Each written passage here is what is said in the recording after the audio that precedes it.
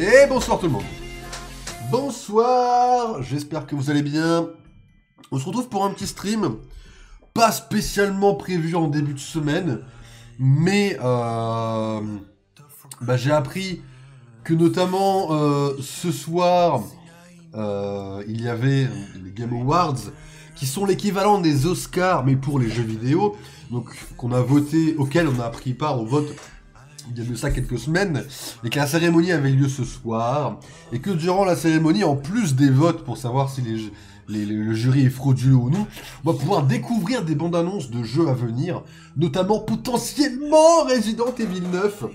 J'avoue, j'ai envie de voir s'il y a une possibilité d'avoir des informations sur des jeux à venir. Il y en a d'autres, éventuellement, il y a The Witcher 4, il y a potentiellement des jeux Marvel, enfin, voilà, des informations qui m'intéressent, donc ça commencera à 1h30, et avant ça, je suis tombé sur une vidéo, enfin je suis tombé sur des gens réalisant une vidéo qui apparemment descend la 5G. Et apparemment il y a sujet à débat, donc j'ai envie d'aller voir ce que ça vaut, d'aller voir où va la vidéo, et de faire un petit react. Alors évidemment, pas de haine, pas de harcèlement, juste pour voir un peu l'avis de la vidéo. Elle dure 40 minutes, le temps de réagir. On fera sûrement une petite game de Marvel Rivals après, et après on ira faire le début du react du stream. Mais voilà, j'ai envie de démarrer par ça, donc on va démarrer par le petit react d'une petite vidéo YouTube. Attention au West Fine Coming, absolument pas. Je promets d'être le professeur Loki que vous méritez. C'est-à-dire que je serai objectif, et évidemment que ça sera objectif. Alors je crois que c'est lui. Voilà. Alors le titre c'est, si vous voulez l'avoir vous-même, c'est l'ambition démesurée qui a tué Pokémon de Ed Layton, qui est apparemment connu. Moi je ne le connaissais pas pour ma part. Alors attention, encore une fois, hein, je ne veux pas de harcèlement ou quoi, voilà, encore une fois, je préviens juste au cas où. C'est juste un react parce que je suis quelqu'un que j'estime être fan de la 5G, donc je me permets en effet de juger en tant que tel. Tu vas regarder tout le temps de la vidéo. Non, je serai objectif et impartial, je le promets. Foi de Loki, impartial. Mesdames et messieurs, je vérifie juste que vous avez le son. Vous ne l'avez pas, voilà, vous avez le son. Je vais le monter un petit peu, et c'est parti pour un petit react, avec débat. On va pas juste lancer la vidéo et se tourner les pouces en mode ouais, tes vacances à toi, Hollywood. Non, il y a débat, attention. Ça, c'est Pokémon Écarlate et Violet. À l'heure où j'enregistre cette vidéo, ce sont les derniers jeux Pokémon de la série principale à avoir été commercialisés. Évidemment, de mon côté, je vais également regarder le montage, hein, parce que c'est quand même un de mes concurrents en termes de montage qui a fait ça, donc je vais évidemment savoir comment il a fait ce montage-là, bien évidemment. Et ces jeux représentent le 3e duo de versions à avoir été le plus vendu dans le monde. Alors je vais couper toutes les 5 secondes, je vais être insupportable. C'est vrai que Pokémon Épée a été très vendu, j'avoue que je l'ai acheté, je suis très étonné. Pokémon Écarlate, en revanche, a fait une très belle vente parce que c'est un jeu qui avait un nouveau principe qui intéressait beaucoup de gens, on avait un nouveau système mis en place, donc c'est vrai que ça intéressait des gens, et franchement Pokémon Écarlate est très loin d'être le pire jeu Pokémon, donc c'est cool. Du coup, on peut dire que c'est une affaire qui marche, et qui marche. Pardon, dans l'animé, il y a Dracofeu contre Regiram? Ouais, excusez-moi, je suis chiant. Un tas de produits dérivés qui marchent, même version à avoir été le plus vendu dans le monde. Du coup, on peut dire que c'est une affaire qui marche, et qui marche même très bien, puisqu'en dehors des jeux vidéo, la licence commercialise aussi tout un tas de produits dérivés, comme les cartes, les films, les mangas, les peluches... Les mangas, si vous avez l'occasion, mettez de l'argent dedans, c'est gros banger. Les sacs, les tasses, les coques de téléphone, les Pokéballs en plastique... Enfin bref, la liste est longue, puisque quasiment tous les objets du quotidien peuvent trouver leur version étiquetée Pokémon, et ça montre que la licence est implantée... Et c'est valable avec Star Wars. D'ailleurs, c'est un secret pour personne, il s'agit de celle qui rapporte le plus d'argent Pardon, mais voir Winnie the Pooh au monde, placée bien devant des franchises qui cherchent à vendre des films, des jeux ou des marchandises, puisqu'en fait Pokémon fait tout ça en même temps. Mais malgré son énorme succès économique, la licence essuie de plus en plus de critiques concernant la qualité décroissante de ses jeux. Et étant donné qu'il s'agit du point d'origine de la série, qui a donné naissance à des titres appréciés dans le monde entier, ça pose problème, puisque les joueurs deviennent de plus en plus insatisfaits de ce que leur propose Game Freak. Jusque-là, c'est vrai. J'ai donc voulu comprendre comment une licence aussi florissante avait autant pu perdre en qualité de production. Je suis désolé, je peux juste me permettre un truc. Le mec il dit, c'est pas contre le mec, hein, c'est juste, ce montage est assassin. Il est en train de dire, je me demande comment ils ont perdu en qualité de production, puis il met une des pires images d'Écarlate en fond. Elle est dégueulasse la ville. Après, my bad, hein, ils ont déconné sur le... Nintendo a fait de la merde sur le développement de ce jeu, c'est réel aussi. Hein. Et pour ça, je suis remonté jusqu'à ses origines pour mieux saisir à quel moment le train de la créativité a déraillé. N'hésitez pas, c'est Ed Layton sur YouTube, hein, si vous voulez vous abonner. Salut l'astu. Salut, t'arrives au début. Pokémon arrive en Amérique en 1998 et en Europe en 1999. Et c'est un véritable phénomène. Les jeux vidéo, les cartes et l'animé envahissent tout l'Occident en l'espace de quelques mois, chose qu'aucune autre licence n'avait pu faire jusqu'ici. Même Star Wars, qui avait provoqué un raz-de-marée dans les années 70, n'avait pas été aussi intrusif. Et ce succès, Pokémon le doit à un point très simple, c'est la frénésie de collectionniste qu'il a engendré. J'ai presque la collection de cartes et j'ai beaucoup de posters. If you want to be a Pokémon master and your kids are going to want it, you have to have a Pokédex. J'ai jamais eu de Pokédex. Personne ne semble pouvoir désormais échapper à l'invasion japonaise de Léviator, Dragon de Feu et autres ectoplasmes. Pardon. Qui ? Échapper à l'invasion japonaise de Léviator, Dragon de Feu et autres ectoplasma. En poussant les enfants à s'intéresser à ces 151 créatures, en les matraquant les constamment de slogans et d'iconographie, ils ont créé une sorte de fanatisation. Ça pouvait nous paraître anodin à l'époque, mais tout était fait pour qu'on se sente concerné. Et ça commençait bien évidemment avec le slogan « Attrapez-les tous ». Mais l'anime a aussi frappé très fort, puisqu'en mettant en scène Sacha, un enfant lambda dont le but ultime était de tous les capturer, il a fait en sorte que tous les enfants puissent s'identifier à lui. Chaque épisode proposé était lié à un Pokémon en particulier, et ça a permis petit à petit de les voir en action, de mieux pouvoir les différencier, et surtout de retenir leurs noms qui étaient répétés en boucle.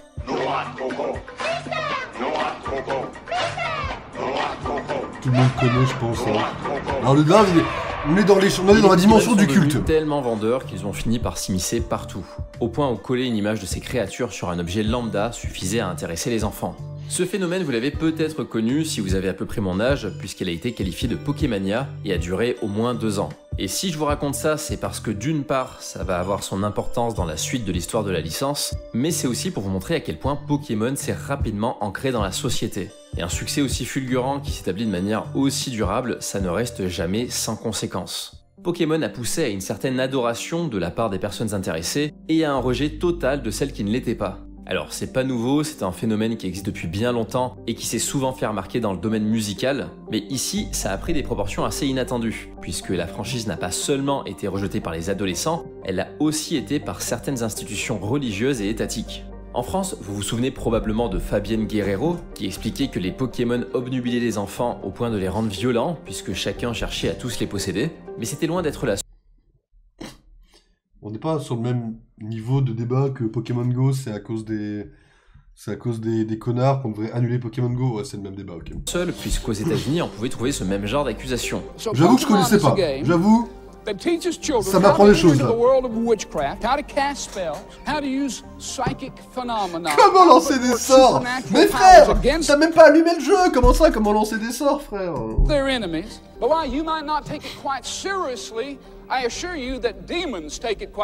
Pardon. Je comprends que des gens pensent Et ça. si ces discours caricaturaux pouvaient faire rire, notamment parce qu'ils prônaient la rédemption des enfants par l'intervention de Jésus, ils n'étaient pas entièrement dans le faux en ce qui concerne leur comportement. Mais à ce moment-là, c'était pas vraiment le jeu vidéo ou le dessin animé qui posait problème, c'était surtout le jeu de cartes. Je me souviens très bien à quel point ces cartes pouvaient déchaîner les passions. Je me souviens qu'on avait tendance à se les voler à la récré et qu'on était aussi c'est pas de la drogue, frère. Classe. Et ça, c'est les raisons pour lesquelles certaines écoles ont décidé de les proscrire. Pour ma défense, moi quand j'étais en primaire, donc c'était en 2000, on est quoi, en 2024, je suis né en 2002, donc quand j'avais 9-10 ans, donc ça fait 2010, non, je dis n'importe quoi, en 2011-2012, dans mon école primaire, c'était tellement central, les cartes Pokémon, qu'on avait le droit à une activité le midi. On se retrouvait dans une grande salle, après manger, et on pouvait se taper avec nos cartes Pokémon. Alors pas se taper physiquement, mais se taper genre... on faisait des duels Pokémon. Et c'est vrai que ça a pris une grosse place. Puis il y a eu en effet des problèmes de vol, et l'activité a très vite été fermée, mais ça a duré une petite année, quoi, avant que ça ferme. C'est vrai, c'est vrai. Officials are finding that Pokemon cards are responsible for fistfights, and the constant trading is not only distracting kids from classwork, les classeurs de but turning the tryharders, playground of into a course. black market. Il dit ça comme c'était une nouveauté. C'est ça pour tous les jeux. Que c'était pas Pokémon, c'était les billes et ainsi de suite. C'est vrai, mais Pokémon, c'est dans le sens où c'est une licence qui est partout, qui est omniprésente, que ça soit en effet dans les cours de récré, mais aussi dans tout le reste, tu vois, les films, les jeux, tout ça, c'est pour ça. Il faut pareil avec les poupées, c'est une constante. Ah, les filles. Ouais, mais tu vois, Pokémon, c'est arrivé dans un moment où ça a duré longtemps, puis ils ont surfé sur leur buzz correctement. C'est ça aussi qui a bien fonctionné. Dans le sens où les billes, t'es content, mais au bout d'un moment, les billes, si t'es pas passionné, tu lâches, quoi. Là où Pokémon, tu vois, même si tu lâches Pokémon, je pense que t'en entends forcément parler tous les jours. Parce que c'est partout. Parce que ça fait toujours du bruit... bon ou mauvais d'ailleurs. Donc c'est pour ça, je pense aussi que ça a bien surfé sur le truc, quoi. Mais c'est vrai, je suis d'accord avec toi.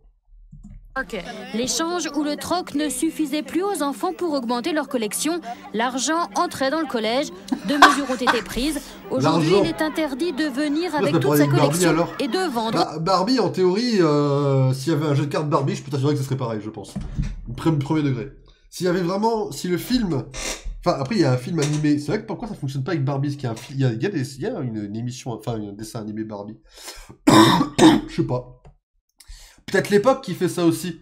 Pokémon, c'est un des premiers à avoir fait ce genre de truc. Donc peut-être que ça joue aussi.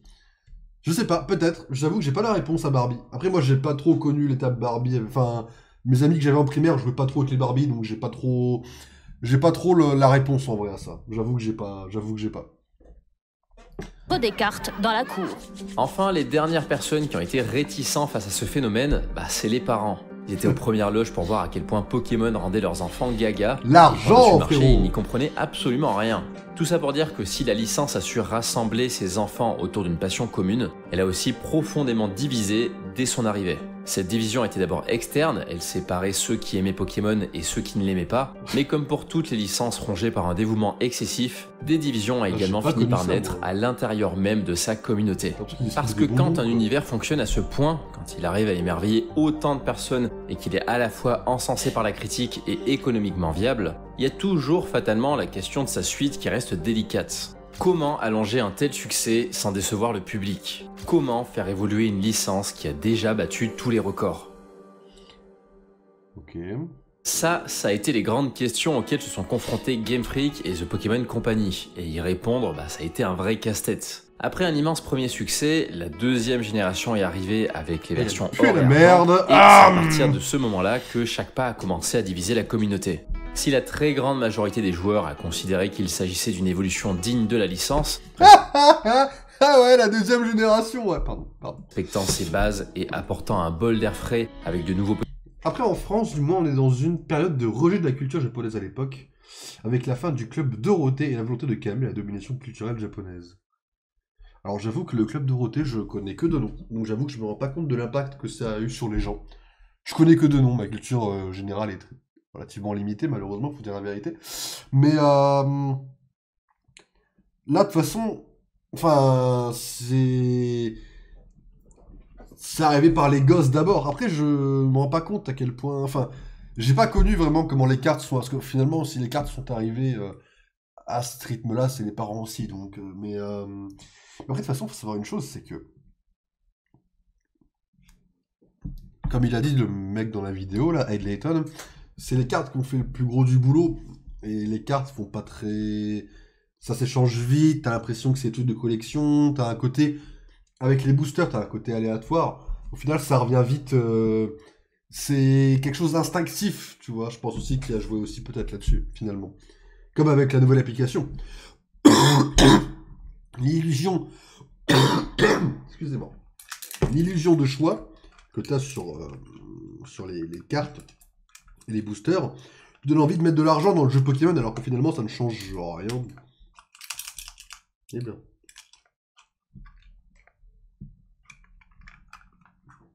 Dernier cachet à la menthe. Pokémon, une nouvelle région et de nouvelles fonctionnalités, certains ont commencé à trouver les jeux répétitifs. Finalement, Pokémon Or et Argent proposait exactement la même structure que Pokémon Rouge et Bleu. Il fallait collecter des badges, battre la ligue et capturer les Pokémon. Et même si avec la même histoire, la même team de méchants, full rompiche. La 2G, il faut expliquer que la 2G, c'était la moins bonne génération si on oublie la 8ème. Le contenu de ces versions était beaucoup plus conséquent que celui de la première génération, mais répéter ces mêmes actions, ça en a froissé plus d'un. D'autant plus que les graphismes n'avaient pas subi d'énormes changements, et puis il faut bien avouer que Rouge et Bleu n'était déjà pas exceptionnel sur ce point-là. Bon, après on va pas se mentir, tout ça, ça reste des avis minoritaires. Mais ils existent, et j'ai quand même tendance à penser qu'ils sont beaucoup plus partagés qu'on peut le penser. Si vous aimez Pokémon et que vous regardez cette vidéo, vous faites certainement partie du noyau dur de la communauté. Mais quand la première génération est arrivée, elle a touché beaucoup plus de monde que ça. Elle a touché des personnes qui ne s'intéressaient pas forcément aux jeux vidéo et qui ont été tentées par cet univers via l'animé ou via les cartes à collectionner. Et une bonne partie de ces joueurs occasionnels a très vite lâché Pokémon quand la hype est retombée. Ce qui veut dire que beaucoup d'entre eux ne se sont probablement pas prononcés sur l'évolution de la licence, tout simplement parce que cette licence ne les intéressait plus. Alors c'est peut-être un ressenti très personnel, mais en tout cas voilà, de mon côté, j'ai remarqué que les personnes qui étaient étrangères à cet univers ne considéraient pas autant la deuxième génération. En général, ils connaissent ses grandes lignes, ils reconnaissent quelques-uns de ses Pokémon. Après, la 2G a été conçue pour être un bonus, un peu comme on a eu Noir et Blanc 2, c'est pas forcément réaliste de le comparer à un jeu complet. Non mais même, je veux dire, même là, là la 2G pure, c'est sûr, mais après, même moi, Earth Gold, tu vois, je considère que c'est nul, tu vois. Mais je vois ce que tu veux dire, je vois... Après, moi je considère Noir et Blanc 2 comme un jeu complet, donc bon, je suis un peu dur, mais... Le 2 va pas sur le 1, mais voilà. Après, c'est pareil. La différence, c'est qu'il me semble que dans le jeu de base, on revoit pas trop Giovanni, ce qui est un peu merdique à mon avis, mais voilà. On voit ses lieutenants, mais on voit pas... Ne serait-ce que le côté historique qui perd un peu de sa fluidité. Me semble-t-il, attention. Pokémon, mais pour eux c'était déjà trop et ça ne leur évoque pas les mêmes sentiments qu'avec la première. Les pubs, hein. Inutile de vous dire que ces personnes-là n'ont jamais joué aux versions Ruby et Saphir, qui ont pourtant connu un certain succès malgré l'essoufflement de la Pokémania, puisqu'on parle quand même des jeux les plus vendus de la Game Boy Advance, qui ont été écoulés à plus de 16 millions d'exemplaires, et ça c'est bien la preuve que Pokémon a réussi à rester confortablement installé malgré la fin de son effet de mode. C'est une chose tout à fait normale que la hype soit redescendue, mais ça reste assez extraordinaire qu'une aussi large communauté se soit formée. Ces versions Ruby et Saphir ont donc majoritairement parlé aux aficionados de la licence, qui étaient tout de même assez nombreux, mais elles ont aussi ramené de nouveaux joueurs, qui étaient trop jeunes à la sortie des versions Rouge et Bleu, et encore une fois... On aurait pu s'attendre à un passage sur GBA beaucoup plus approfondi, mais non, ce jeu toujours aussi classique garde son concept lassant et énervant. Bref, ils auraient dû passer plus de temps dessus. Dans Pokémon Colosseum, pour enrichir le jeu, il faut vraiment aimer la série pour l'acheter. Alors, je dis pas que le commentaire est mauvais, hein, il a le droit d'avoir son avis. C'est juste que quand tu lis le commentaire, tu dis qu'il a lâché une mauvaise note, il a quand même lâché 13 sur 20. Ce qui est quand même une plutôt bonne note, quand même. Mais je vois, il a raison, enfin, je comprends. C'est vrai que c'est le plus gros défaut de Pokémon, hein, au final. Pokémon, au final, sur les derniers jeux, mais tous, hein, on fait la même chose, on parcourt une région, on a une team de méchants, 8 badges, toujours 8, à part la 7G, attention, mais la 7G je l'ai pas joué donc je vais pas trop me prononcer dessus, t'as toujours 8 badges, t'as toujours la ligue c'est toujours un conseil 4 et le boss, bon, c'est vrai que je peux comprendre que des gens trouvent ça très lassant, objectivement je peux comprendre. Elles ont fait fuir d'anciens fans qui ont considéré que la licence était trop répétitive. Mais ce phénomène, il n'a pas particulièrement inquiété Game Freak. Déjà parce que les jeux se sont quand même sacrément bien vendus, mais aussi parce qu'ils ont mis en place une stratégie qui semblait fonctionner. Ils ont compris qu'ils avaient une base de joueurs solides qui seraient prêts à acheter les nouveaux jeux quoi qu'il arrive, et ils ont donc considéré qu'il fallait viser les nouveaux potentiels fans plutôt que les anciens. Et ça, c'est pas moi qui le dis, c'est Masuda lui-même dans une interview accordée au magazine Nintendo Power. Et c'est avec cette même mentalité qu'ils ont conçu les versions Diamant et Perle. Et les résultats ont encore et toujours été les mêmes. Les jeux se sont très bien vendus, une majorité d'anciens joueurs sont satisfaits par l'évolution de la licence, une minorité d'entre eux ont abandonné Pokémon par lassitude, et un tas de nouveaux enfants ont découvert ces versions avec émerveillement. C'est un schéma qui semblait parfaitement fonctionner, mais qui a fini par lasser ceux qui l'ont mis en place. Car même si la structure des jeux est restée similaire pendant 4 générations, ils ont tout fait pour l'approfondir en essayant de l'améliorer à chaque fois. Mais le problème, c'est qu'on peut pas perfectionner un même modèle éternellement. Il est donc devenu de plus en plus difficile d'apporter de la nouveauté tout en restant dans sa zone de confort, et avec ce genre de conditions, le moindre faux pas est devenu aussi plus sévèrement considéré par les joueurs. Après, il faut dire que jusqu'aux versions Diamant et Perle, la licence avait un avantage, c'est qu'elle ne produisait qu'une seule génération par console. Du coup, même si d'une génération à l'autre, les changements n'étaient pas significatifs en termes de structure de jeu, l'évolution technique apportée à chacune d'entre elles justifiait leur achat. Mais tout ça a dû changer avec l'arrivée de la 5e génération, puisque, contre toute attente, elle devait sortir sur la même console que la 4e. 4e génération qui avait été considérée par Junichi Masuda comme la génération ultime. La forme finale d'un schéma appliqué depuis 10 ans, porté sur la console la plus vendue de Nintendo. Et donc, si on avait des sorties de jeux Pokémon comme les Smash. Bah après les Smash j'ai pas trop suivi, mais je sais juste qu'il y en a. Après s'il y avait des sorties, enfin attention, je prends ce que je connais, attention. Mais s'il y avait genre un jeu Pokémon par console et qu'il y avait des mises à jour régulières en mode bah on vous donne des nouvelles générations comme des mises à jour, tu vois. Je me rends pas compte si les gens kifferaient. Si c'était pas payant, enfin peut-être si c'était des mises à jour et pas des DLC ou pas du contenu en extension. Why not, tu vois. Mais est-ce que Smash Bros Ultimate, pardon, date de quoi, 2016? C'est le dernier qu'il y a en lice. Tout le monde joue encore dessus. Enfin, tous ceux qui jouent au jeu jouent encore dessus. Ils en feront pas d'autres, tu vois. Peut-être sur une nouvelle console pour faire la portabilité, tu vois. S'ils sortent une Switch 2, peut-être. Et encore. S'il ferait mieux de faire comme Witcher, mais... Mais ouais, je vois ce que tu veux dire. J'imagine pas. Parce que là, finalement, tu vois, je râle sur Pokémon. Pokémon L'Objet, j'ai râlé que c'était moche.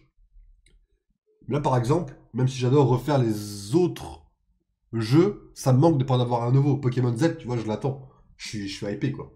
Je vais l'acheter Day One, parce que je suis une pute, faut dire la vérité, quoi.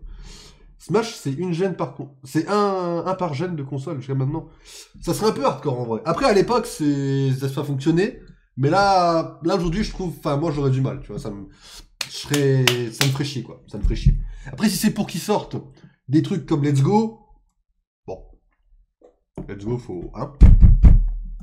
Donc à ce moment-là, une question s'est fatalement posée. Comment faire mieux quand on a déjà atteint l'idéal? Eh ben on fait l'idéal contre la réalité et ça donne la 5G. Pokémon Diamant et Perle ont été créés dans un but très simple. Réutiliser les bases de la licence et produire le jeu ultime.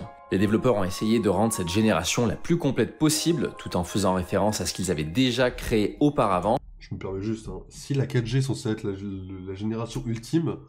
Ah, ils ont bien foiré le truc, quand même, si je peux me permettre. Hein. On a été habitué à consommer des jeux Pokémon en boucle. C'est vrai. C'est vrai, mais tu vois, c'est quelque chose où, même si je le critique, je suis hypocrite parce que je continuerai à le faire, tu vois. Mais je vois ce que tu veux dire. Oui, c'est vrai. Mais je continuerai à le faire, parce que je suis comme ça. Et c'est la raison pour laquelle on s'est retrouvé avec beaucoup d'évolutions et de pré-évolutions de Pokémon des 3 premières générations. Niveau fonctionnalité, pareil, la 4G a proposé un best-of de ce qu'il... En vrai, la 4G, je crache toujours dessus, mais il y a un truc que j'aime plutôt bien dans la 4G, c'est le Pokédex. Parce que le Pokédex de la 4G n'est pas dégueulasse. J'aime beaucoup Givrali, j'aime beaucoup Renastock, j'aime beaucoup Lucario. Les légendaires sont pas dégueulasses, Darkrai est un de mes préférés, hein. Bah, ça c'est Poképark, mais je veux dire, voilà, le Pokédex de la 4G. La 4G, je crache beaucoup dessus, je trouve la région nulle à chier, je trouve Sorbier nul à chier, je trouve Cynthia surcoté, mais... Le Pokédex de la 4G est cool. Voilà. Et les colonnes lance sont un endroit plutôt stylé. Voilà. Je crache pas sur toute la 4G.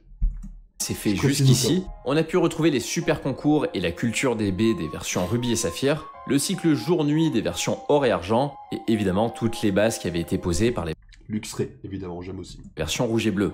Aussi, tout un tas de petites fonctionnalités secondaires ont été ajoutées dans le but de... Après, Eleton n'est pas exact dans sa présentation, car il ignore les jeux comme Emerald, Crystal, Platine qui sortent toujours après, et les jeux spin-off de l'époque qui étaient conséquents. Mais après, là, en effet, il reste sur la saga principale, ça se voit quand il parle des jeux par... Mais après, j'avoue qu'il parle pas des jeux comme Crystal et Emerald. Je pensais qu'Emerald était sorti après le début de la 4G, tu vois. Après, Crystal, en effet, genre... Bah, après, Platine est sorti après Noir et Blanc, non? Comme Earth Gold, je pensais. Mais pour Crystal, c'est vrai que je me posais la question. Mais après, de toute façon... Ouais, si, c'est des jeux principaux. J'allais dire, est-ce que c'est considéré comme des jeux principaux, ceux-là? Mais si. Pokémon Emerald et Crystal sont considérés comme des jeux principaux. Mais c'est vrai qu'on n'en parle pas beaucoup. Et c'est dommage. Mais je vois ce que tu veux dire.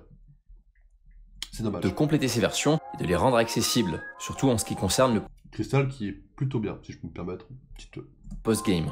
C'est ainsi qu'on a pu voir apparaître le Pokéradar, qui a aidé à la popularisation de la chasse aux Pokémon Shiny, qui jusqu'ici était un passe-temps de niche. Niveau connectivité, on a pu trouver un immense souterrain qui permettait de récolter des fossiles.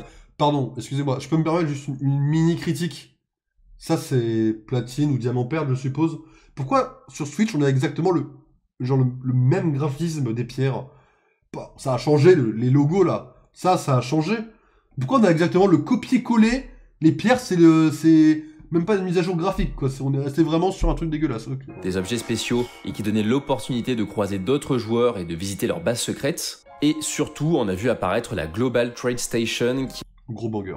Qui a sûrement été l'ajout le plus ambitieux de cette génération. Gros banger, ça permettait d'échanger des Pokémon avec les joueurs du monde entier. Ça, c'est génial. Faut dire que l'arrivée de la Wi-Fi a beaucoup aidé, même si à cette époque-là, tout le monde ne l'avait pas. Je me rappelle personnellement avoir été un peu frustré de passer à côté de tout ça dans les versions Diamant et Perle, mais au moins j'ai pu me rattraper sur les versions Heart Gold et Soul Silver qui avaient réintégré l'idée. Donc voilà, niveau multijoueur en ligne, même si c'était pas encore parfait, il y avait quand même un grand pas qui avait été effectué.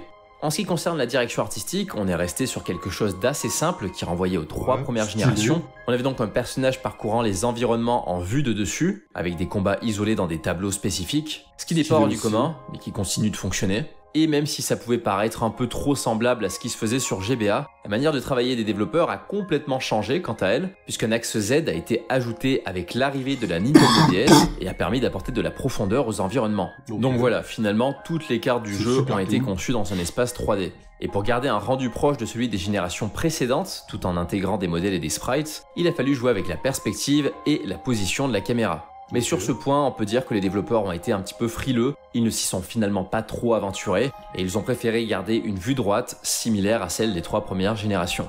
Si je peux me permettre, visuellement, c'est beau. Visuellement, moi, c'est le style que j'adore quand je joue au Pokémon. Et vous savez quoi?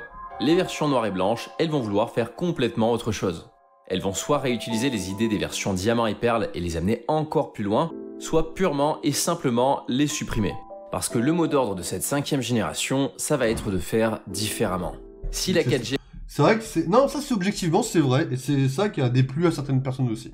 A cherché à devenir la génération ultime, la 5G, elle, a cherché à devenir la génération du changement. Et il faut dire que Game Freak n'avait pas vraiment le choix, puisque pour la première fois de l'histoire de Pokémon, une 2e génération devait être créée sur une même console. Et ça peut... Ah, il parle par génération, pas par jeu aussi, l'astu. C'est pour ça qu'il dit ça.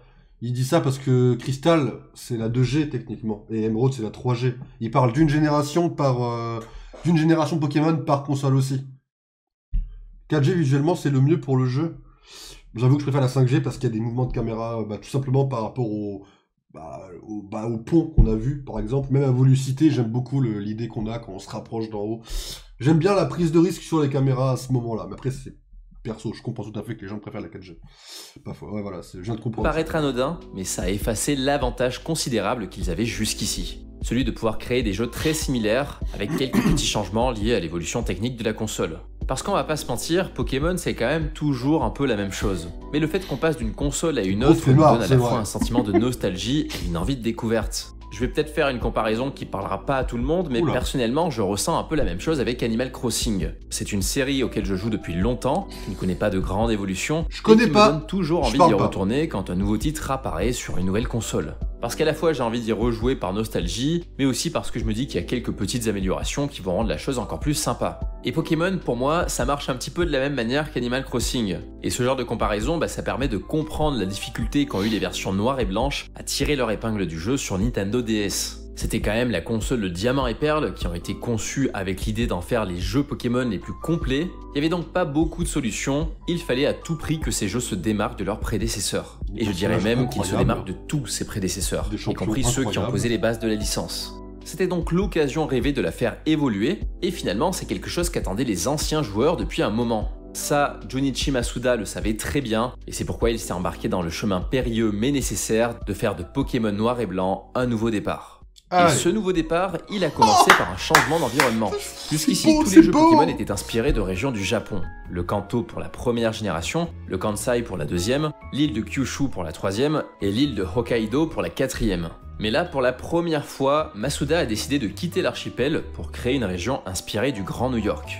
Ça fait longtemps qu'il avait ça en tête, et il a simplement ressorti cette idée au moment opportun, et il faut dire que c'était assez cohérent avec son ambition de renouveler la licence. C'était un moyen de créer un vent frais à la fois pour les développeurs et pour les joueurs, et ça donnait aussi l'opportunité de s'inspirer de nouvelles cultures. Et si je parle de culture au pluriel, c'est parce que, justement, c'est quelque chose qui a frappé Masuda quand il est arrivé à New York. Il y a vu un mélange culturel qu'il n'avait jamais connu au Japon et a été fasciné par la manière dont tout ça s'articulait. C'était assez je veux dire, à titre perso, attention, hein, il y a quand même des quartiers qui s'appellent littéralement Chinatown. Je veux dire, il y a des quartiers, des fois par culture. Je veux dire, c'est quand même... On a rarement ça dans d'autres pays. En France, je connais pas ça, moi, par exemple. Voir des gens aussi différents unis dans un même pays, et c'est ce qui lui a murmuré le thème des prochains ça parce que les Asiatiques sont racistes. L'unification des hommes et la division des idées. En soi, Pokémon a toujours été construit autour de concepts opposés. D'abord à travers la symbolique des versions, puis par des concepts portés par les différents Pokémon légendaires. Mais cette fois-ci, il voulait dépasser tout ça et amener plus de profondeur dans le récit. Il a choisi le nom Pokémon Noir et Blanc pour à la fois revenir aux couleurs, et donc faire référence à Pokémon Rouge et Bleu, pour montrer qu'il s'agissait d'un nouveau départ, mais aussi pour représenter les deux points les plus opposés d'un même spectre d'idées. Donc dès le départ, on peut voir qu'il a eu la volonté de faire grandir la licence au premier sens du terme. Aussi, le fait de quitter le Japon pour les États-Unis, ça peut rappeler l'idée de passage à l'âge adulte, le moment où un enfant quitte son cocon familial pour s'émanciper, mais surtout le fait d'explorer le thème des idées montre que Masuda veut dépasser les thèmes abstraits et poétiques explorés précédemment. En suivant cette logique, des changements ont été apportés sur le lore et sur le scénario. Pour le lore, il n'y avait pas vraiment le choix, il devait s'éloigner de ce qui avait déjà été fait, puisque les versions Diamant et Perle sont allées quand même très loin. Elles ont mis en place toute une cosmogonie, jusqu'à carrément attribuer le rôle de dieu à un Pokémon, donc rien ne pouvait être dépassé à ce niveau-là. Et c'est la raison pour laquelle Reshiram, Zekrom et Kyurem ont été introduits comme des Pokémon légendaires totalement à part, puisqu'ils ont été rattachés aux notions de réalité, d'idéal et de frontières. Dans les jeux, on nous raconte l'origine de ces dragons qui sont liés à la création de la région du Nice. Essaye de te sauver elle-même, ce qui vient encore une fois renforcer l'éloignement avec les anciennes régions. Cette fois, il n'est plus question de raconter des histoires qui concernent l'humanité tout entière. Non, ici, on se concentre uniquement sur le peuple du Nice, qui est le seul à avoir la vedette dans ces versions. Ce qui est... En soi, c'est pas une mauvaise chose. Attention, enfin, c'est pas objectif, c'est juste... C'est pas une mauvaise chose de faire des légendaires... C'est le même problème avec les films de super-héros, en fait. Si tu fais des légendaires qui deviennent dieux... En fait, moi, le Arceus, en partie de pourquoi je l'aime pas, c'est en effet, c'est le dieu des Pokémon.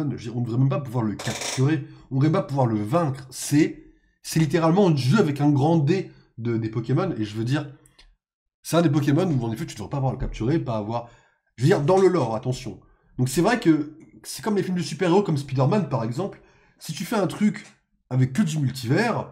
Bah, au bout d'un moment, tu perds le côté petite araignée sympa du quartier. Là, c'est simple, c'est pareil. C'est qu'en effet... Après, j'aime beaucoup Dialga et Palkia dans leur histoire, attention, l'espace-temps, tout ça. Mais Dieu, ils ont été un poil trop loin. Mais juste sur Dieu, pas sur le reste, attention. Je nuance mes propos. Aussi, une manière de dire que ces versions noires et blanches, elles se suffisent à elles-mêmes.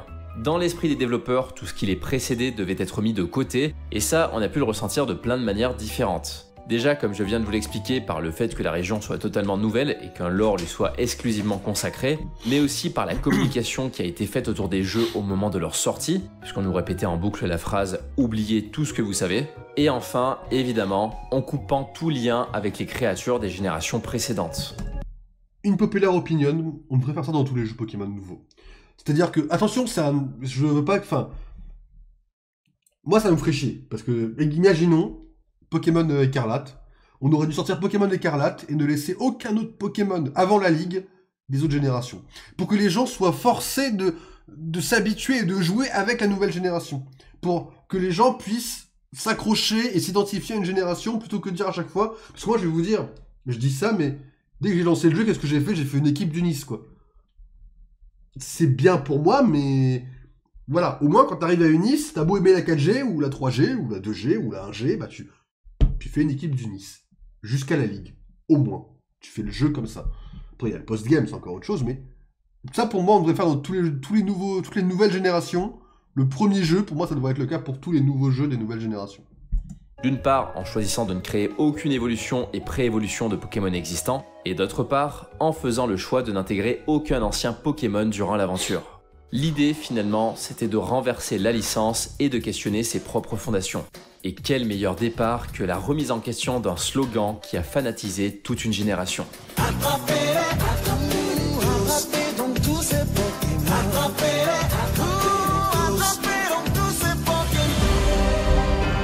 c'est gros banger. Bah oui, Getis, N, à genoux tout le monde.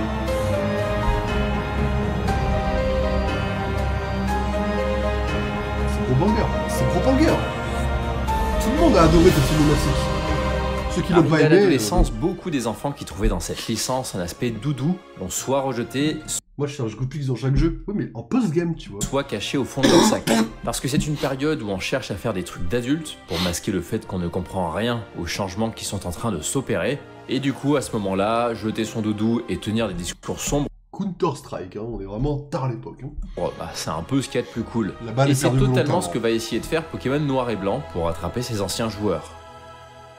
Masuda va chercher à faire grandir la licence avec les enfants de la Pokémania, parce que pour lui, c'est le tournant qu'elle doit prendre. C'est pour cette raison que les personnages jouables de ces versions seront un peu plus âgés que d'habitude, ils auront 14 ans là où les anciens en avaient 10, et c'est aussi pour ça qu'un mode kanji a pour la première fois été intégré dans la version japonaise.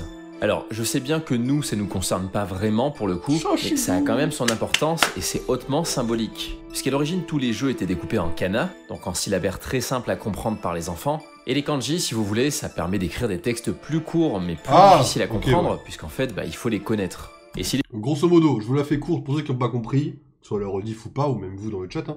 Grosso modo, en japonais, apparemment, de ce que j'ai compris dans ce qu'il a dit, il y a deux façons d'écrire. Il y a des façons avec des lettres, des traits très simples pour faire des mots très simples et des dialogues très simples ou très niais. Hein, la première génération, il n'y a pas de grosse histoire.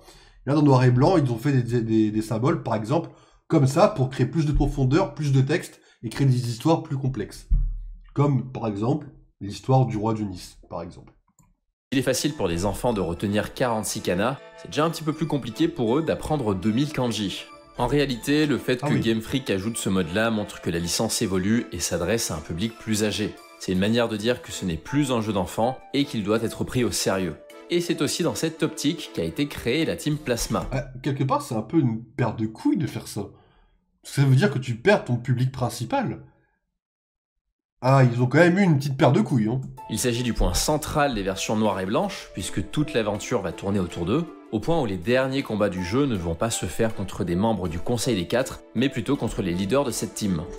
C'est banger, si je peux me permettre. En effet, dans le premier jeu Noir et Blanc 1, quand on arrive à la Ligue, on n'affronte pas Goya, mais Getis et N. Voilà. Et on gagne quand même officiellement la Ligue, puisqu'à ce moment-là, le maître de la Ligue, c'est N. Et ça, je trouve ça gros banger dans mon livre. Voilà. C'est la première fois que ça arrive et que des antagonistes prennent autant de place dans un jeu Pokémon. Et c'est aussi la première fois que leur philosophie est défendable. Certains personnages sont beaucoup plus après, Getis n'est pas défendable. développés que ceux des jeux précédents, et dans la Team Plasma, ils ont d'ailleurs pas forcément les mêmes ambitions et les mêmes agissements. On va alors dépasser l'idée de team uniforme qui fait le mal pour faire le mal, et on va nous remettre en question, puisqu'en fait on est directement accusé d'être du mauvais côté. Ce scénario autour de la remise en question du joueur par la Team Plasma, il va devenir l'argument de vente numéro 1 des versions noires et blanches. Et si on nous a dit « oubliez tout ce que vous savez », c'est pas seulement parce que les anciens Pokémon ne sont pas présents durant l'aventure. D'ailleurs, N, officiellement, attention, N est considéré comme un rival. C'est aussi parce que le rôle des personnages a été inversé. D'ailleurs, il faut savoir que la France a particulièrement mis l'accent sur ce point-là. Puisque je me souviens très bien, à l'époque, on avait proposé une campagne publicitaire assez particulière qui cherchait à intégrer le public aux convictions de la Team Plasma. Au point où le site officiel des jeux ne comportait ni le nom de la licence, ni le nom des versions, et allait à l'encontre de l'ancien slogan « Attrapez-les tous », puisque le nom de domaine c'était simplement « sauvez-les.fr ». Oh, pardon, mais c'est gros banger sa mère. Je suis désolé, le coup de com' est incroyable. Le seul perso que je trouve aussi intéressant est AZ. Mais AZ, le problème, tu vois, c'est que je trouve que les jeux l'ont trop zappé et j'ai trop hâte de voir dans Z qu'il y ait une vraie histoire de fou, tu vois. Parce que AZ, je suis sûr qu'il est incroyable, mais c'est juste, on sait rien, tu vois. Je suis sûr qu'il est incroyable, tu vois. Son histoire, elle va être... Ils ont le potentiel. Ils ont juste pas à merder, par contre. Par contre, ça, niveau montage, ça, ça n'a rien à voir avec la vidéo. Niveau montage, ça, j'aimerais trop savoir le faire. Ça a l'air... Enfin, il fait bouger un peu, si voilà. Vous avez... Je sais pas comment ils font. C'est un peu stylé, en vrai. Faudrait que j'apprenne à le faire, ça, en vrai. Après, j'ai des idées, faudrait que j'essaye, hein. Mais ça a l'air un peu stylé, en vrai. AZ, elle a la meilleure backstory de tout Pokémon. Elle est pas assez développée. Je peux pas te laisser dire ça. Elle est stylée. J'aime beaucoup. Ça manque trop d'éléments. C'est trop fou. Traîner sur internet à cette époque-là, je pense que vous savez pourquoi c'est le cas.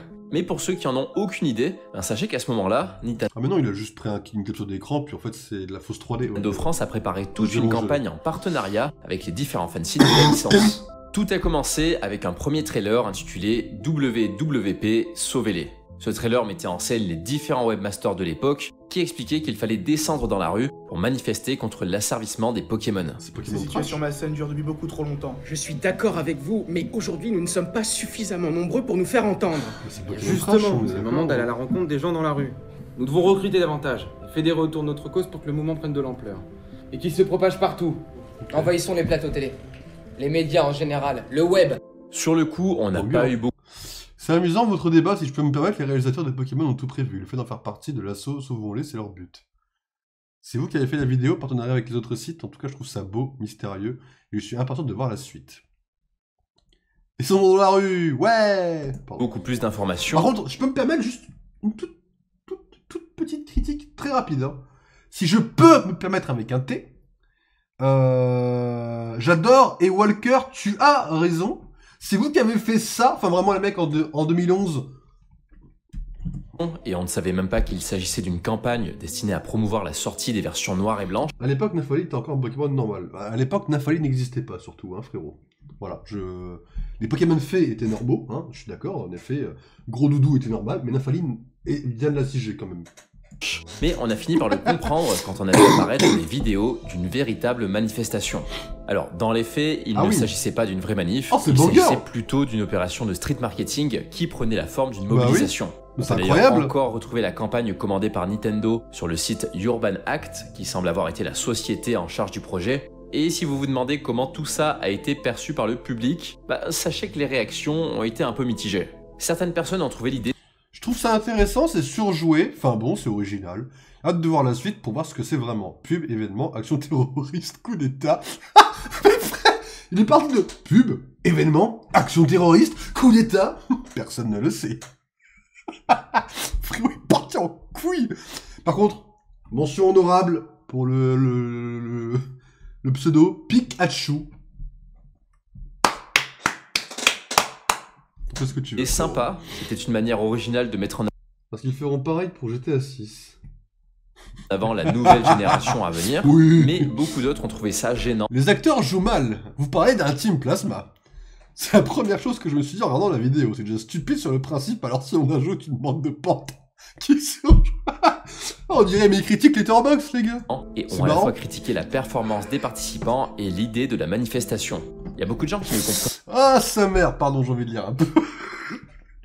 Donc si j'ai bien suivi, la plupart des coms, c'est juste une petite folie de fans de Pokémon, c'est ça?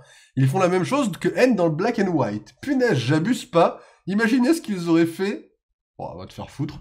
Si ça avait été pour la team Magma et Aqua, ou encore de la team Galactique, ou alors Bull Disco ou Maître Maléfique dans Pokémon XD.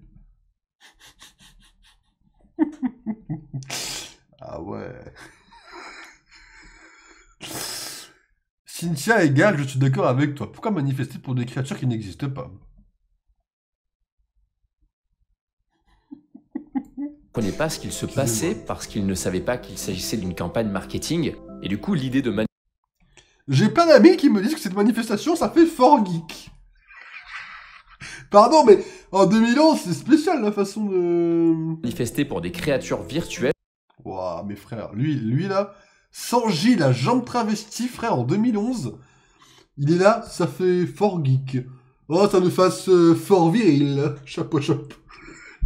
Leur a paru absolument stupide. Et dites-vous que ça, c'était juste la réaction des gens qui appréciaient Pokémon. Donc imaginez ce que ça pouvait être pour ceux qui ne connaissaient pas la licence. On peut s'en faire une idée dans les quelques vidéos partagées, puisqu'on y aperçoit des gens qui ne semblent pas comprendre le but de la manifestation. Je sais pas trop ce qui leur a été raconté d'ailleurs, mais quand on voit leur réaction, j'ai pas l'impression que tout ça ait particulièrement fonctionné. Et je dis pas ça pour taper les gens qui ont participé à ce coup marketing, je trouve même que l'idée était plutôt sympa de faire participer la communauté Pokémon à la promotion de son futur jeu, mais malheureusement je suis pas certain que l'idée de la manifestation ait été la meilleure qui soit. C'est pas vraiment le côté street marketing qui me dérange, mais c'est plutôt l'ambiguïté qui règne entre le fait de se mobiliser et le fait de promouvoir un jeu vidéo. Je trouve ça un petit peu malvenu de faire de fausses manifestations, et je pense que ça a été la réaction de beaucoup de spectateurs de l'époque.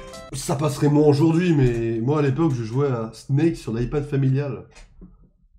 En 2011, j'avais 9 ans. 9 ans, j'étais... J'en souviens plus. En vrai, je m'en souviens plus. Je devais jouer... Pas à Pokémon. Pokémon, je l'ai eu après.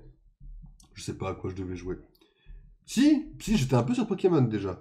Pas beaucoup, mais j'étais un peu sur Pokémon déjà. Pokémon est déjà très Spider-Man à l'époque. Mais par contre, toi, l'idée du... Je comprends que la manifestation, ça rebute un peu. Je comprends. Mais en vrai... il y a plein de trucs. Aujourd'hui, ça choquerait... Enfin, je sais pas, je me rends pas compte. Ça a un double sens avec les animaux aussi, quelque part, ce truc-là, quoi. Mais dans tous les cas, vous aurez... Eux, leur logo, c'est WWB. Le vrai logo animal, c'est WWF. Bon, moi, je sais compris pas. Que de bout en bout, Nintendo a voulu faire passer un message. Celui que Pokémon n'était plus un jeu pour enfants et que les versions noires et blanches allaient révolutionner la licence. En soi, c'était la meilleure manière d'attiser la curiosité des anciens joueurs, mais... Bah, en soi, ça serait politisé. C'est pour ça qu'aujourd'hui, ça passerait moins, je pense. Mais à l'époque, je suis désolé que ça passe pas. Après, une manifestation, si tu la gères bien pour que ça fasse chill, tu peux en faire un coup de com'. Enfin, tu peux faire passer un coup de com' pour une manif si tu gères bien, mais aujourd'hui, ils le feront pas, c'est sûr. Il y a trop de risques à droite, à gauche, quoi. C'était aussi la meilleure manière... Enfin, en tout cas, pas en France. Je sais pas les autres pays, mais pas en France, quoi. De les décevoir. Ah, ça, voilà. Alors, ce qui paraît, moi, à la base, la vidéo, je la regarde parce qu'apparemment, d'après les avis externes, cette vidéo est le vide abyssal qui critique la 5G pour rien. Moi, je veux voir ce qui est... La 5e génération est finalement sortie le 18 septembre 2010 au Japon et le 4 mars 2011 en Europe. Et le constat est sans appel, c'est le pire échec que doit essuyer Game Freak. Peut pas commencer ta vidéo, frérot, sur ça par contre.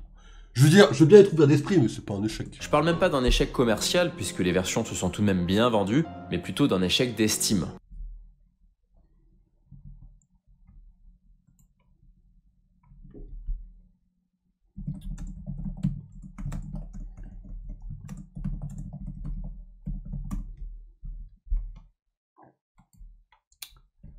Alors, donc là j'ai le site qu'il a mis en...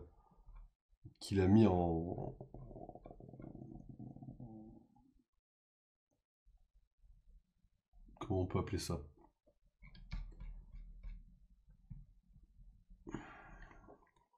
Qu'il a pris comme exemple au début de la vidéo. Voilà. Alors en effet, on a Pokémon Écarlate en top 3. C'est où Pokémon par curiosité? Pokémon version noire, on est à 15 millions, on est top 9 entre Pokémon Ruby et Pokémon Let's Go. Foutez de ma gueule, Pokémon Let's Go est top 10.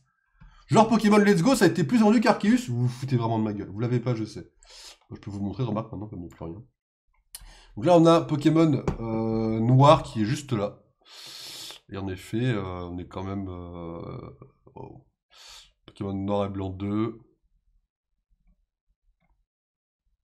Ok, on a la page 2. Ok. Je voulais juste checker par curiosité, voir ce que c'était, quoi. Jamais des jeux Pokémon n'ont été... Waouh, frérot, waouh. Je donnerais 0 sur 20 à ce jeu, mais cause des graphismes. Je vais ajouter un maigre 2. Les Pokémon ne ressemblent à rien, sauf le Pokémon plante du début. Venez, on le retrouve, ce mec-là, et on va tous le tabasser. Non, je déconne, connard. Les versions de Game Boy Advance est bien meilleure que ça, et surtout les Pokémon mieux pensés. D'accord, frérot. Le mec, il a regardé Chinchidou, il s'est dit que c'était moche, pas de soucis. Aussi mal reçu. Ils ont osé ruiner cette série qui m'avait fait tant rêver autrefois. Pourquoi Pokémon n'évolue pas? Mais justement, ils ont évolué, comme ça, 3 sur 20, frérot. Les 8 bâches battent la ligue, à chaque fois que tu captures des Pokémon, à chaque fois il y a une team qui nous met des bâtons dans les roues, mais là 90% de vos Pokémon sont moches. En fait les gens ils ont pas kiffé Scalpro, ils ont pas kiffé Trioxide, ils ont pas kiffé Tranchodon, mais les mecs... Pourquoi il n'y a pas les Pokémon des anciennes régions? Parce que la nostalgie c'est pas... Enfin, ça vraiment, la 10G, j'espère qu'il y aura aucun Pokémon avant le post-game quoi. À leur sortie. Pokémon est mort pour moi. Pourtant, Masuda et les autres développeurs se sont plus que jamais... Franchement, ils auraient dû s'arrêter à la 3e génération. Je trouve que cela est répétitif et lassant de la part de Pokémon. Okay. Mais impliqués pour faire en sorte que cette version se démarque des autres. Encore un petit. Qu'est-ce qui a bien pu mal se passer? Bouge pas. Ah, dommage. En vrai, je peux comprendre l'idée. Parce que la stratégie, probablement, déjà, n'est plus clivante, pardon, de la licence. Histoire plus complexe, design incisif, aucun vieux Pokémon. Oui, bah c'est pour ça que je suis pas non plus totalement fermé. Après, moi, quand tu me montres... Enfin... J'ai pas... Attention, là, on parle de goût pur. Hein. Mais quand tu me montres ça, je peux pas te dire c'est moche. Toi, je trouve ça... C'est pas le chef-d'œuvre, je peux pas dire c'est le plus beau Pokémon du monde. Mais à aucun moment, je peux trouver Meios, par exemple, moche. Je vais pas te dire, voilà, ça me fait chier, c'est moche, tu vois. Là où moi, je trouve un truc moche, c'est un château de sable, tu lui as fait 2 yeux, c'est un Pokémon. Bon, bah non, t'as aucune recherche derrière, tu vois. Mais voilà, après, histoire plus complexe, c'est vrai. Mais c'est pour ça que je suis pas non plus fermé, je comprends que des gens n'aiment pas la 5G. Hein. Je joue le personnage, mais voilà, je comprends derrière. La première chose qu'on a reproché... Enfin, je veux dire, bon, après Sorboule, c'est le même problème. Enfin, Sorboule, du moins. Sorboule, c'est un autre délire. Sorboule, c'est juste une glace, tu vois. Bon, je comprends quand même. Chez à ces versions... Emolga, c'est banger, par exemple. C'est leur Pokédex. D'abord à cause du fait qu'on ne puisse pas retrouver d'anciens Pokémon durant l'aventure, et ensuite à cause du design des nouvelles créatures qui n'a clairement pas fait l'unanimité. C'est banger d'Arumacho. Pour le dire très simplement... Coupe-note, c'est tellement banger que j'en ai la peluche ici. Voilà. Je flex. Vipellière. Idem. Oui. Pachmilla. Et puis bon, j'ai quand même Pikachu Anguetis qui vient directement du Pokémon Center. Of course. Voilà. Moi, mon matrixage va très loin parce que ça me sert de matrixage, quoi. Hop. Et encore, là, je parle que des peluches. Hein. Hop. Et hop. Énormément de Pokémon des versions noires et blanches ont été considérés comme moches. C'est d'ailleurs là qu'on a commencé à comparer la licence il est adorable à celle de Digimon, puisque les créatures proposées ne semblaient pas suivre la patte graphique des 4 premières générations, et le fait qu'on ne puisse jouer qu'avec elles n'a pas arrangé les choses, puisque le public l'a un peu perçu comme du forcing. Alors, vous allez me dire que l'appréciation d'un le Pokédex de la 3DS Pokémon est purement subjective, et je serai en partie d'accord avec vous, mais pour qu'autant de gens fassent ce genre de réflexion à la sortie de ces versions, c'est qu'il y a clairement eu un problème. Déjà, le style a clairement changé. On est sur des designs... Non, objectivement, on peut pas dire que là, ce que vous voyez à l'écran... Moi, je suis très curieux. À l'écran, là, objectivement, c'est pas moche. Je veux dire, qu'on aime ou qu'on n'aime pas, attention, mais de façon un peu objective, comme si vous deviez critiquer la Joconde. Bon, moi, la Joconde, je trouve pas ça ouf. C'est un avis perso, mais c'est pas moche. Bah, là, c'est pareil. Je veux dire, c'est pas banger. Après, de là à dire que c'est moche... T'as de morve, c'est moche. Ça, c'est pas moche, quoi. Beaucoup plus arrondi que dans les 4 premières générations, et effectivement, certains concepts paraissent vraiment flemmards. Je pense notamment à Tic, Click et Clitty Click qui ont fait bondir toute la... Ça, pourtant, c'est... Voilà. Ed, je te connais pas te mentir. Dire que ça, c'est flemmard alors qu'il y a pire avant. La communauté quand ils ont été dévoilés, ou encore à Boreas, Fulguris et Démétéros. 3 bangers. Qui ont interrogé par leur forme humanoïde et leur ressemblance. Alors... Je me permets... Et Clitty Click qui ont fait bondir toute la communauté quand ils ont été dévoilés, ou encore à Boreas, Fulguris et Démétéros, qui ont interrogé par leur forme humanoïde et leur ressemblance. Elector, Sulfura, Articoda. Voilà, allez, hop, non mais c'est pas son argument à lui, c'est un argument qui a été dit par les autres personnes, donc déjà ça, puis ensuite, Boreas, Démétéros et Fulguris ont des formes totémiques également, et des formes avatars. Voilà. Ce qui est frappant aussi dans ce Pokédex, c'est qu'on retrouve des créatures dont le concept est difficile à saisir. Et ça va à l'encontre de ce que faisait Game Freak jusqu'ici. Ça c'est juste une glace, pas de concept à saisir. D'ailleurs, Masuda a déjà dit dans une interview que durant la conception d'une génération, il mettait tout en œuvre pour donner une logique au design.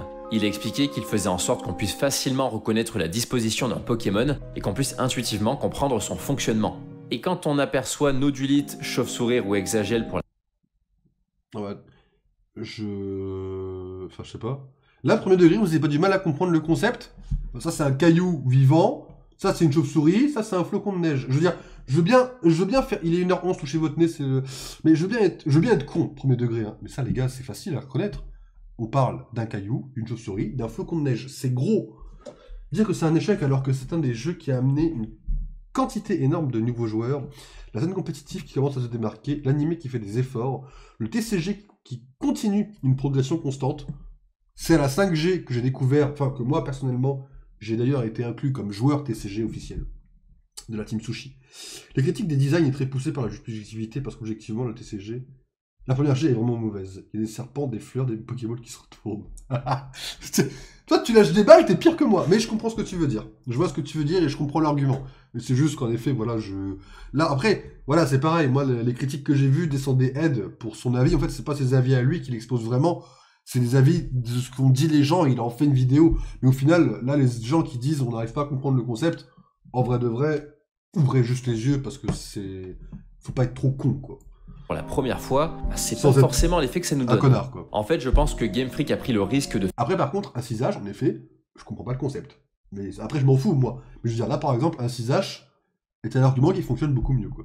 Faire des Pokémon un petit peu hors du commun, en comptant sur le fait que les animations allaient leur donner de la cohérence. Mais le réel problème de ce Pokédex, selon moi, c'est qu'il s'est complètement coupé des autres générations, tout en leur faisant référence. Comment ça, en leur faisant référence ? On peut penser aux nouvelles créatures qui ressemblent aux anciennes, comme Mamambo. Je me souviens qu'à l'époque où il... attendez, non, s'il te plaît, me dis pas que tu compares Mamambo à Love Disc. Love Disc est dégueulasse. Mamambo, c'est la grâce. Non, s'il te plaît. Il y a du second degré, mais pas que, quoi. Le problème est le même qu'aujourd'hui. Les gens aiment pas les nouveaux Pokémon, c'est le vrai problème. Même aujourd'hui, les gens se plaignent des designs 8G et 9G. Moi, à titre perso, attention. Après, oui, il y a des gens qui se plaignent des designs des nouvelles générations. Je me plains pas de tous les nouveaux designs, je me plains des nouveaux designs trop simplifiés. Genre, la 8G, je trouve qu'elle est dégueulasse, par contre la 9G est pas si mal. Après la 9G, j'arrive pas à... Justement, le fait qu'on n'ait pas un focus sur le Pokédex de la 9G, et qu'on ait beaucoup trop d'autres Pokémon disponibles, fait que je me souviens pas trop des Pokémon vraiment de la 9G, tu vois. Poussacha et le crocodile en feu, là, j'ai kiffé, par exemple. Poussacha, le dernier, c'est pas Poussacha, mais c'est pas grave. Miascarade, j'ai kiffé. Des Pokémon comme, je sais pas, j'ai pas les noms parce que voilà, mais Yo-Yo, je crois, le Pokémon feu légendaire là, le petit poisson, il est clean. Corridon et Miraidon, autant j'aime pas leur lore, autant niveau graphisme, ils ont du style les deux. Franchement, moi je trouve qu'ils sont, et puis même les Paradox, tout ça, bon après le Paradox c'est des anciens Pokémon donc ça compte pas vraiment. Le coffre est très stylé en vrai, moi j'adore, j'aime bien le lore aussi autour du Pokémon. Par contre, j'aime pas son évolution. J'aimais bien le coffre, mais... Il a été... En vrai, je comprends ce que tu veux dire, mais c'est dommage, parce qu'il y a des nuances dans toutes les générations. La première G et la 2G, moi, c'est les seules que je trouve vraiment dégueulasses. Après, les autres, je trouve qu'il y a des nuances à faire, quoi.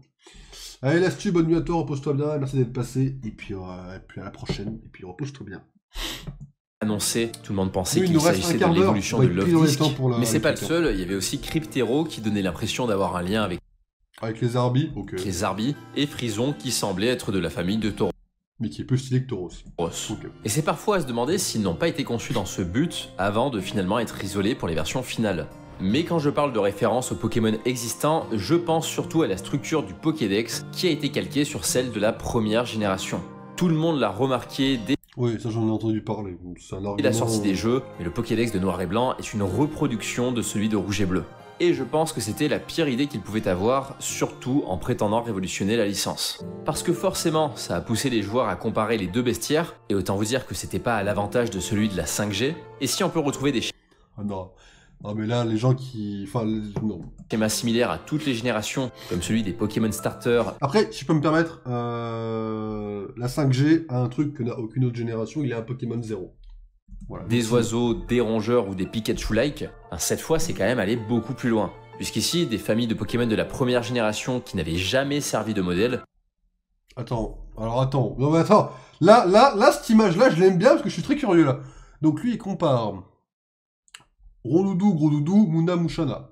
Je l'accorde. Zorua, Zoroark, Goupix, Fenard. Là, faut commencer à aller se faire foutre une première fois. Attention, hein, pas l'avis d'Edleton, je parle de l'image en elle-même. Hein. Bon, Doudouvé, Farfaduvé et un trio. Là, mais là, le rapport est inexistant. Là, il est il existe un peu plus, mais c'est un glow-up. Alors là, carrément, D'accord. Donc là, en fait, lui, il compare... Alors, ça, je suis... Enfin... Non, même pas. Non. Ça, alors ça, oui, mais ça, c'est des araignées, c'est la flemmardise de toutes les araignées dans tous les jeux, mais alors le crabe va te faire foutre. Ça, qu'est-ce que... Non, ça, je suis pas ouvert d'esprit. Ça, je suis d'accord. Non. Comparer Feuillajou aux évolutions, même pas en rêve. Ça, ok, je te l'accorde. Celle-là, parce que celle-là, non, mais celle-là, oui. Ils ont décalé à moitié pour faire miam-miaz, miam-miax avec ça, mais... Non, en fait, il y a tellement... En fait, le truc, c'est qu'il y a tellement de bah non, qu'en fait, ça tient pas la route. Il y en a 3 qui tiennent la route, et le reste, bah c'est tellement non que bah non, quoi. Ont purement et simplement été recopiés. Unis a donc eu droit à sa propre chauve-souris, à sa propre taupe, à son trio de cailloux.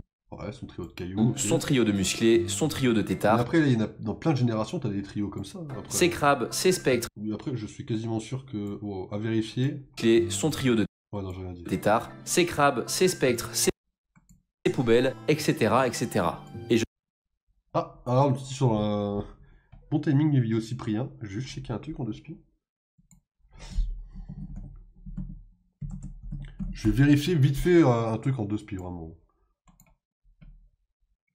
Alors, on a les chiens, on a trio d'insectes, on a un trio au rapport avec l'eau similaire au tétard, on a les oiseaux, on a un trio psy,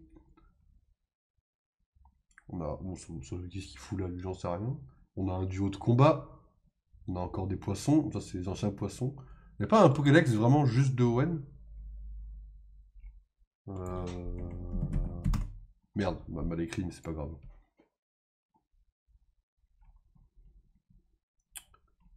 Voilà, c'est en minuscule, ça me défonce les yeux. Je veux dire, l'argument, il tient la route. Enfin, justement, l'argument aussi bancal. T'as un trio de cailloux. Je veux dire, non, mais c'est le même. Mais pourquoi je peux pas juste avoir les Pokémon... On va mettre Pokédex total. Hop, voilà. Pokédex national, my bad. Donc là, on va aller à Owen. Merci. Alors... Tac, tac. Donc, hop, trio de tétards, trio d'oiseaux, trio de psy. Même si t'as Galam, mais Galam c'est 4G. T'as un trio normal, t'as ton duo de combat là, t'as ton chat là. Ah, Léopardus, on parle de... Je veux dire, c'est pareil pour beaucoup de choses. T'as ton trio de cailloux. Qu'est-ce qu'on s'en fout? Je veux dire, l'argument tient la route. Enfin, c'est aussi bancal. T'as un duo de déchets. Je veux dire, ils se sont pas foulés pour énormément de choses. Alors oui, l'argument, ils ont voulu se détacher. T'en as d'autres qui se détachent plus ou autre. T'as un trio de dragons. Bon bah voilà. Je veux dire, au final, l'argument bah, il tient pour beaucoup de générations, parce qu'il sait juste qu'ils sont pas foulés. Pourquoi prendre cet argument spécialement pour noir et blanc? Je suis convaincu que c'est ce genre de décalcage qui a provoqué toutes les critiques qui ont été adressées aux Pokémon de la 5G. Parce que s'ils avaient été moches mais originaux, honnêtement, je pense que ça aurait pu passer. Mais là concrètement, en jouant à Pokémon noir et blanc, beaucoup de gens ont eu l'impression de découvrir une contrefaçon de la première génération. Je sais très bien que c'était volontaire de la part de Game Freak, mais j'arrive pas à savoir si c'était un parti pris ou un pur manque de créativité. Parce que j'oscille entre l'idée qu'ils aient eu la volonté de faire une référence à la première génération, en pensant que ça allait être une bonne chose de réutiliser sa structure de Pokédex, et l'idée qu'ils aient juste eu envie de se servir d'un modèle qui a fonctionné pour relancer la licence. Et pourquoi pas même recréer une Pokémania. Mais en réalité, quand on essaye de faire 2 fois la même chose, en général, la seconde fois, on ne fait que marcher dans l'ombre de la première. Bon, pour là, l'argument et le Pokédex illustre exactement le problème de cette 5e génération, c'est qu'elle n'a pas pris tant de risques. Ils ont simplement voulu recréer le modèle de la première génération sur la console la plus vendue de Nintendo. C'est certain qu'ils comptaient sur le fait que la DS est un parc très bien établi pour battre des records de vente. Mais malheureusement, je pense que cette idée a fortement desservi les versions noires et blanches. Pourtant, elles possédaient tout un tas de qualités. Elles améliorent considérablement les mécaniques et le confort de jeu des 4 premières générations. Les combats y sont plus fluides, certaines capacités spéciales ont été repensées et tout un tas d'attaques intéressantes y ont été ajoutées, ce qui est quand même venu donner beaucoup de matière au contenu en ligne, qui lui aussi a été amélioré. Comme d'habitude, les musiques sont magistrales, je crois que c'est un point sur lequel la licence ne s'est jamais trompée, et toute l'histoire et le lore créé autour de cette nouvelle région fonctionnent plutôt bien. L'idée de la Team Plasma est intéressante, N et Getis sont particulièrement charismatiques, et si tous les personnages secondaires ne brillent pas par leur originalité, on va dire qu'une bonne moitié d'entre eux restent assez classe, mais là voilà, c'est pas un défaut inhérent à cette génération, c'était déjà le cas avant, et je dirais même que cette fois on les sent plus impliqués que dans les titres précédents, où ils prenaient rarement part à l'histoire. Le lore quant à lui est tout à fait cohérent, il n'est ni moins bon ni meilleur que celui des 4 premières il est meilleur quand même. Génération, mais au moins il a le mérite d'être différent et narré de manière subtile, puisqu'on peut en retrouver des traces aux 4 coins de la région, avec certaines zones facultatives qui nous laissent des bribes d'informations qu'il faudra soi-même reconstituer, et ça perso j'ai trouvé que c'était une très bonne idée. Mais alors du coup, qu'est-ce qui ne va pas avec ces jeux? Comment se fait-il qu'ils ont autant déplu? Eh bien, mis à part le problème de leur Pokédex, je pense qu'ils ont très mal été vendus. Game Freak a fait le choix d'afficher ces versions noires et blanches comme étant révolutionnaires, mais malheureusement, elles n'ont pas su aller au bout de leurs convictions.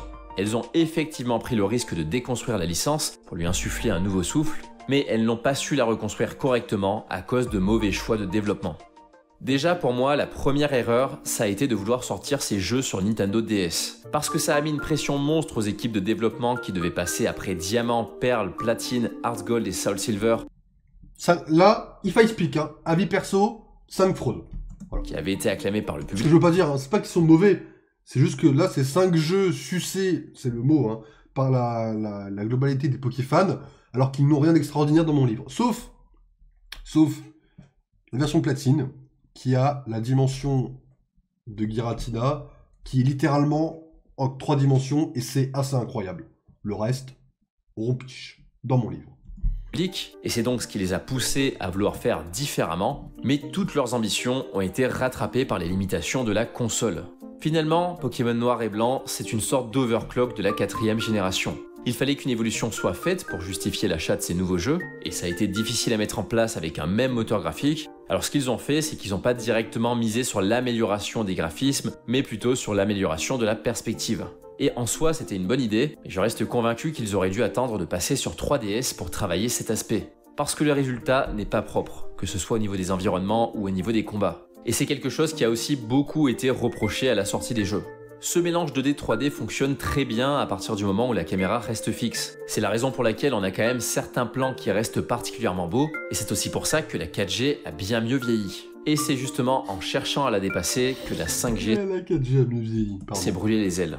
On sent une volonté de bouger la caméra en permanence pour apporter de la vie au jeu. Là, cette partie-là est très stylée par exemple du jeu. Mais le problème, c'est que ça fait ressortir beaucoup de défauts qui n'existaient pas auparavant, notamment au niveau des sprites. Quand on se balade et que la caméra prend des angles inhabituels, on voit très vite les limitations de cette ambition. Puisque les sprites ont tendance... Là, je suis d'accord, moi je suis d'accord que ça fasse bizarre. Je trouve pas ça moche, à titre perso encore une fois. Tendance à devenir une bouillie de pixels ou à trembler dans tous les sens. Et c'est la même chose en combat. Les développeurs ont voulu représenter les Pokémon dans leur entièreté et les animer. Et encore une fois, je pense qu'ils auraient dû attendre la 3DS pour faire ça. Parce que là, sur DS classique, la console a tendance à pixeliser les Pokémon et à les déformer. Oui, ils sont incroyables. Et ça, je peux vous dire que ça a pas aidé à populariser les Pokémon de la 5G, qui étaient déjà pas beaucoup appréciés.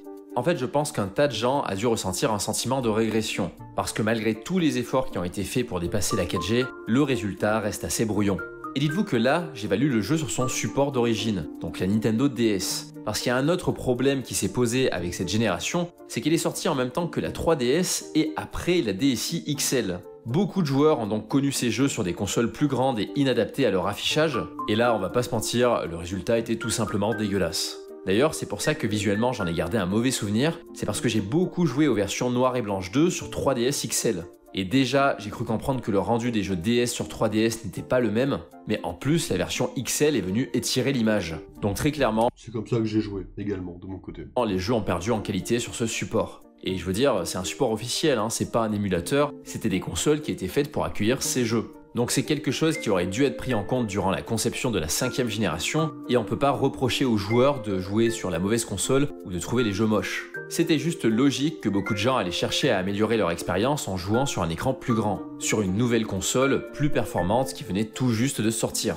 Et c'est aussi pour ça que je parle de mauvais choix de la part de Game Freak, qui ont cherché à toucher un maximum de personnes en sortant le jeu sur DS. Ils ont voulu miser sur l'accessibilité, quitte à empiéter sur la qualité. Et cette phrase va résumer l'entièreté des problèmes de version noire et blanche et de toutes les versions qui vont suivre. Parce qu'il va devenir très difficile de garder une liberté créative en cherchant à attirer un maximum de joueurs. Dans les versions noires et blanches, Masuda a voulu instaurer un scénario plus mature et complexe. Mais en même temps, il a voulu faire en sorte que les nouveaux joueurs puissent se repérer facilement. Il a lui-même expliqué dans une interview qu'il n'aimait pas voir les plus jeunes s'arrêter en cours de route plutôt que de finir l'histoire. Et pour remédier à ça, il a rendu les jeux plus linéaires. Je ne sais pas si vous vous rendez compte à quel point cette 5e génération est une régression en termes de parcours de jeu. C'est la première fois que des versions nous demandent de suivre une ligne droite pour pouvoir avancer dans l'histoire. Non, s'il te plaît, non, ça par contre l'argument n'est pas à prendre en compte, dans le sens où la première G, tu fais tes arènes, et c'est tout. Je veux dire, on va pas plus loin les mecs. Et l'excuse du scénario qui pousserait à créer des couloirs pour pouvoir être approfondis ne marche pas, parce que déjà on est très loin d'un approfondissement à la Final Fantasy, Et même les Final Fantasy les plus couloirs le sont beaucoup moins que Pokémon Noir et Blanc. En fait, au début du développement, l'argument est très bancal, je trouve, de mon point de vue, celui-là. Le mot d'ordre a été de faire différemment, mais finalement, ils ont surtout voulu rassembler tout le monde. Et du coup, je pense que ces versions ont davantage plu aux nouveaux joueurs qu'aux anciens. C'est bien que là, j'ai pas tous les arguments en tête pour le contrer, parce que j'ai pas joué à tous les autres jeux. Je sais que ON, c'est un peu différent, par exemple. Johto, je sais pas. C'est vraiment là que Game Freak s'est tiré une balle dans le pied. Ils ont tout fait pour abolir les liens entre Unis et les autres régions, mais ont gardé un schéma strictement similaire. Et les anciens joueurs qui s'attendaient à... Ce que je peux dire, c'est que la 5e génération est pour moi moche. Bon, enfin déjà... Enfin... Je veux dire... On a quand même moche, concept du jeu restait le même. Rien de stupéfiant, mais il a quand même mis 14. C'est quand même une bonne note, 14. Le problème, c'est que celle-ci déforme les sprites. Donc, de réels changements, ils ont finalement été déçus.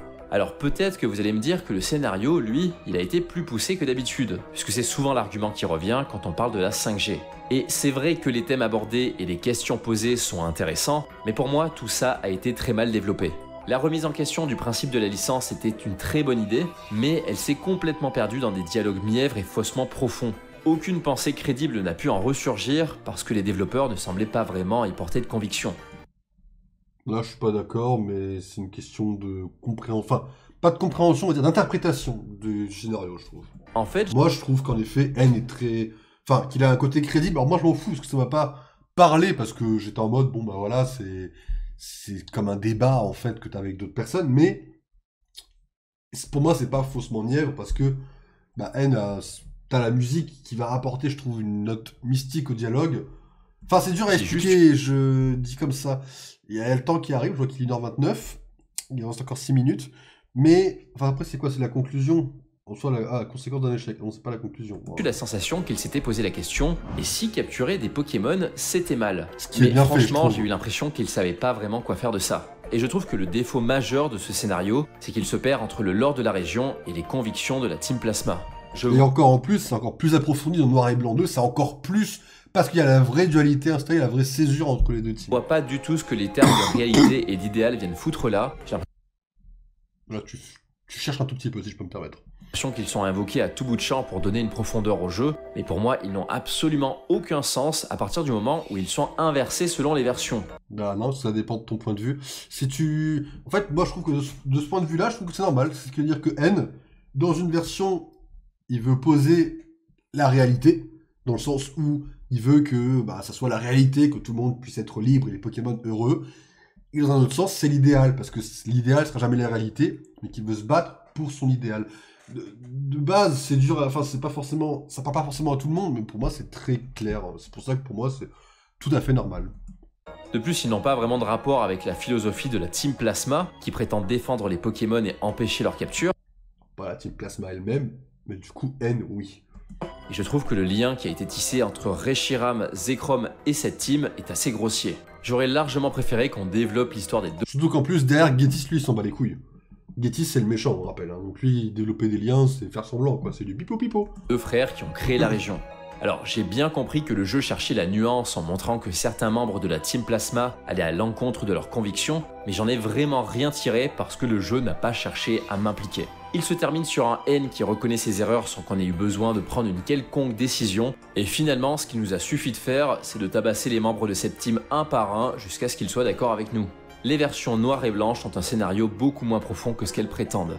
Et je pense que s'il est autant défendu, c'est simplement parce qu'il porte des questionnements inhabituels. Mais leur développement a été très brouillon, et personnellement je préfère un scénario simple qui sait où il va, qu'un scénario complexe qui se perd dans ses propres raisonnements.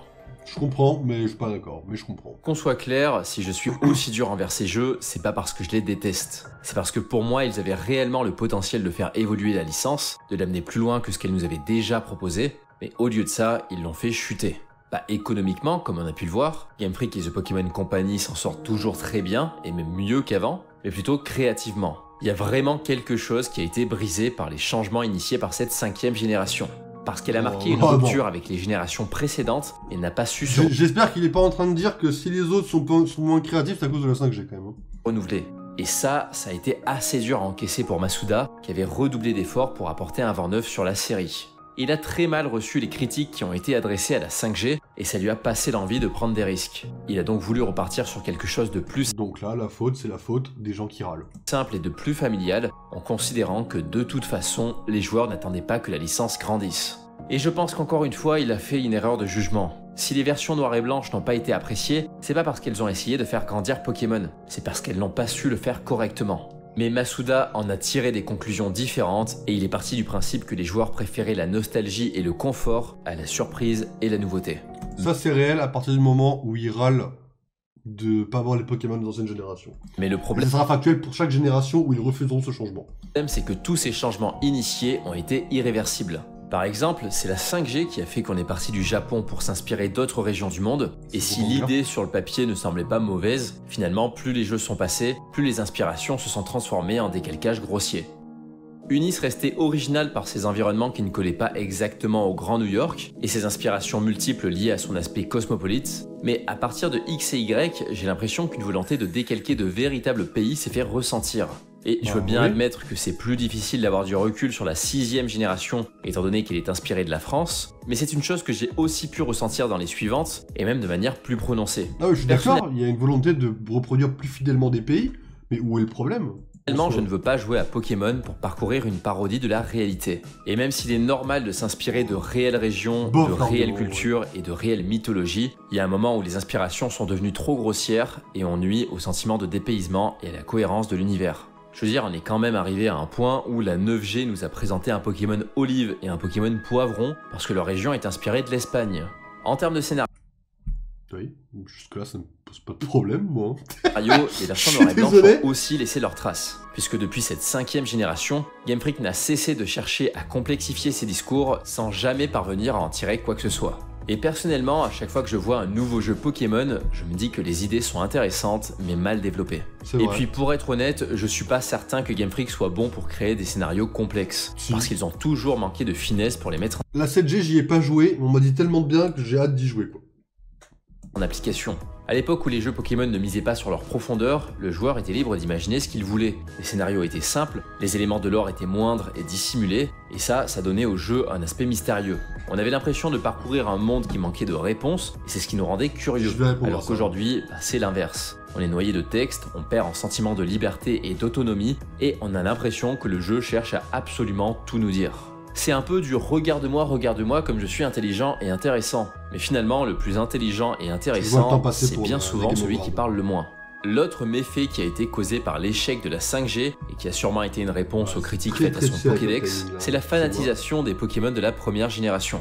Pour moi, Masuda a encore une fois pris le problème à l'envers, et a considéré que les joueurs Ça, ce sont juste d'autres formes. voulaient voir des Pokémon qu'ils connaissaient déjà. Et c'est marrant parce que les gens kiffent ce genre de choses. Et du coup, on est passé d'un extrême à un autre. Je veux dire, ça par exemple, il y a des gens qui kiffent, hein, parce que c'est Tauros, mais en mieux, quoi. Parce que si le Pokédex de noir et blanc était calqué sur des Pokémon de rouge et bleu, maintenant, carrément, tous les jeux qui sortent prennent des anciens Pokémon pour leur donner des formes alternatives. Dans X et Y, on a eu droit aux Méga Évolutions, dans Soleil et Lune, aux formes d'Alola, dans Épée et Bouclier, aux Gigamax et aux formes de Galar, et dans Violet et Écarlate, aux formes Paradoxe et aux formes de Paldea. On s'est vraiment perdu dans le méandre des formes alternatives, et finalement, la 5G a peut-être été...